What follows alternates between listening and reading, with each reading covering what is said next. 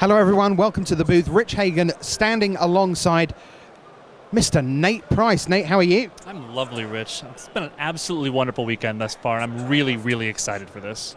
Day one, of course, was Sushi Sealed, and now it's day two, Sushi Draft, and we've reached the top 8. Nate, for the viewers at home, what should they be looking out for? Sushi Draft is a very complex format. There's a lot more skill involved than the sealed deck format for it.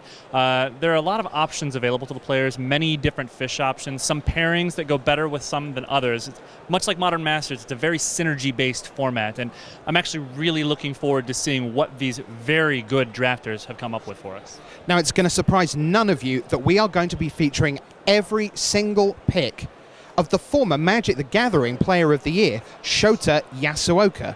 But Nate, really intriguingly, sitting to his right, a newcomer to Sushi Draft. I'm actually amazed to see there's an American who's actually managed to come to Japan, wade through the entire field of Japanese stars to make his way to the top 8 of this event. It's not something we see very often. These shores are very well protected. It might have been, I think Brian Kibler back in the day might have been the first person to actually break through and achieve the same result, but we're going to have a doozy of one this time. Now the question is Justin going to be a tuner in a field full of Japanese sharks? You know, that remains to be seen. He's obviously shown some gumption, shown that he knows his stuff. Admittedly, draft is a little bit different than sealed decks, so he's definitely got his work cut out for him. But at the same time, I mean, if he's able to put together the right combinations, he might actually be able to pull something off and take the win. All right, well, let's get down to the floor. Buckle up. It's time for the top 8 Sushi Draft of Grand Prix Chiba 2015.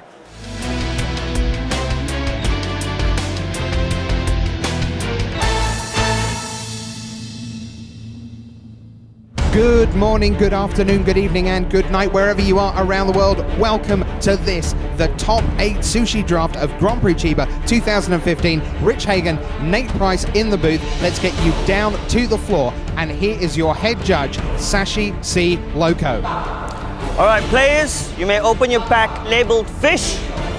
You should have 15 pieces in front of you. You have 45 seconds. You may begin. All right, Nate, so here we go. 45 seconds for the players to open their tray and see what they do. What's the first pick for Shota? You know, this is actually really difficult. There is a lot of high-level power in this pack. There's also some low-level stuff. If I had to guess, there is some Maguro tuna, it looks like, in there. Tuna is always a safe pick. It leaves you open for a lot of things. There's also some really bad cards that really come down to taste. Things like squid and the octopus.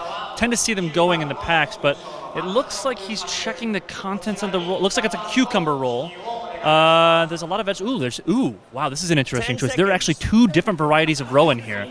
2 different? Yes, we've got normal salmon roe, and we've also got that tobiko as well. Usually you see it as a garnish, but it's here in its entirety. 5 seconds. Oh man, he's making the. All right, yes, he looks like he's going for the mackerel. All right. Holy mackerel, Nate. He's gone for the mackerel. So they're going to pass the packs to their left.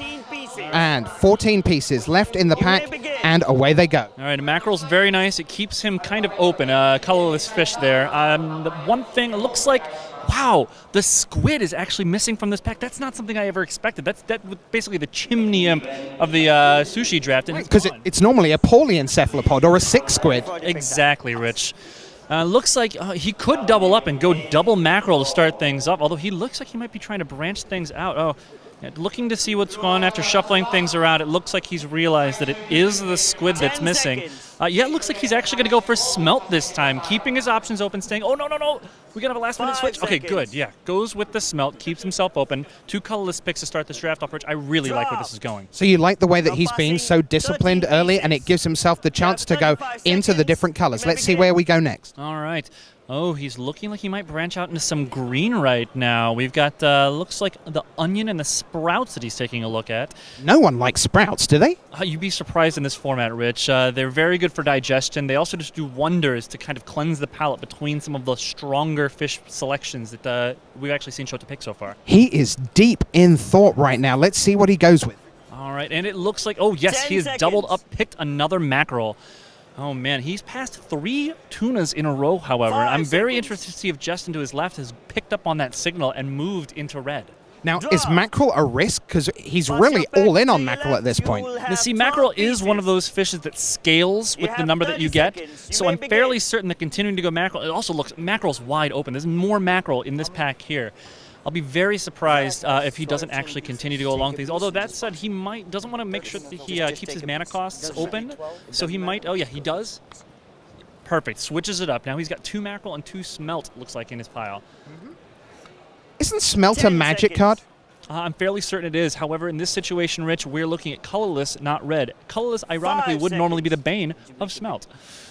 So 4 picks in this 15-pick sushi draft, and things are looking pretty decent for Shota Yasuoka, the former Magic the Gathering Player of the Year. 11 pieces. Let's see where we go next. Oh, he's clearly picked the right seat for his colors. I mean, he is sitting there wide open. This is... I've never seen so many different pieces of Mackerel making their way around the table, but this apparently looks like some of the big pieces from earlier. The flatfish, the tuna, both gone out of this pack. The vegetables are still going around. The Tobiko is missing. That's very interesting to see. What's fascinating is that 4 seats round across the table, that's looking like a burn deck over there. It's basically mono red. All the row, all the Maguro, we know who's happy to see the cards that Shota is passing. It's not 4 picks in a row, it's 4 row in a pick. Absolutely correct, Rich. Great observation. All right, looks like Shota's going to go. Yeah, he's moving in on that Mackerel. This is going to be fantastic. It's very much like Affinity, just going to get better the more that he has. Although I'm even really interested to see, he's kept himself open, what color he's going to move into when he has the opportunity. I mean, Fish is a great deck in Legacy, but my word, it's looking good here. It is. Not only is it good, very delicious as well. So Shota getting more and more confident. He's already shipped the pack to his left. Oh my goodness. Is he going to make his first venture outside of his comfort zone right now, or is he going to stick? I mean, it almost looks like he came into this draft expecting to force Mackerel. Yeah, he has gone for it again. His pack is looking very, very monocolor right now. This is very reminiscent of Shadowmoor draft.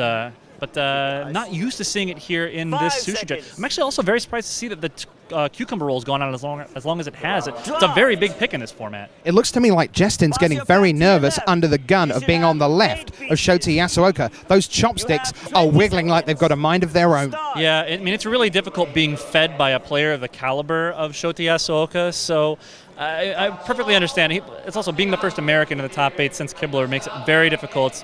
Nerves have got to be getting to him. 10 seconds. I am looking at the plate in front of Shota Yasuoka. You can see his draft laid out before us. What a great curve, Nate. Oh my goodness, it's actually amazing. It goes all the way from the left to the right. The best part about it is he's even got a little bit of extra support in the middle there with that lone piece of Smelt. Now, there was a little, just for a moment there, it looked like he might dip into green. Yes, and it looks like he's going to be forced to make a decision now. All the Smelt and all the Mackerel is gone. He's playing around with the sprouts, but I saw him move the Tobiko around earlier, as well as the Shiga that we've got. 5 seconds. Yes, it looks like the sprouts are going to be the choice. No, we have a last-minute selection. He moves into blue, picks up the eggplants. That was weird. We've hardly seen any blue going around the table. No, it's very strange. It's very late in the draft to make that move. It's very late in the draft to see that available to him. I'm also really interested. It's not exactly the best pairing with Smelt and Mackerel, but I mean, maybe it is Shota. I'm never going to second-guess his skill in this game. So now, where does he go? We're getting the whole field is getting wrapped around. Justin's like under the table trying to find more pieces of. Oh boy! If he had hair going under there, he certainly doesn't now. Oh my goodness! You can tell the nerves are getting to him under these bright lights of this Sunday stage. The decisions, the packs are getting backed up. It's utter chaos, Rich. Utter chaos. But in amongst the chaos, the former Magic the Gathering Player of the Year from Team MTG Mint Card, Shota Yasuoka, he continues to navigate his way through the turgid waters of Sushi Draft here at Grand Prix Chiba. The picks just keep on coming, but now the trays, Nate, are starting to get pretty empty. They really are, Rich, and we do see some of the familiar sights sitting in the dregs of the pack. Definitely see some squid, see some of the pickle left over. There's the occasional piece of eggplant. Most people have tended to avoid green in this draft. It is kind of weak in this format. Looks like Shota himself, sticking to his plan, picks up another piece of Smelt. Pass your pack to your left. He's got to be happy with 3 his draft pieces. after this, Rich. It absolutely looks fantastic. Now, if we were going to metagame, paint us the picture. We like what Shota's doing, but give us a sense of what he might get beaten by, or maybe eaten by. So it's really tough to tell. The red tends to go fairly quickly. You can just kind of pop it in your mouth. There's very little chewing involved because it's roe and it's not a full fish. So the pure speed of the red decks might be able to overcome him, but it's really tough to say, Rich. His deck is looking very solid right now. So is this a kind of mid-range deck? Is it going to take him a while to get through this plate?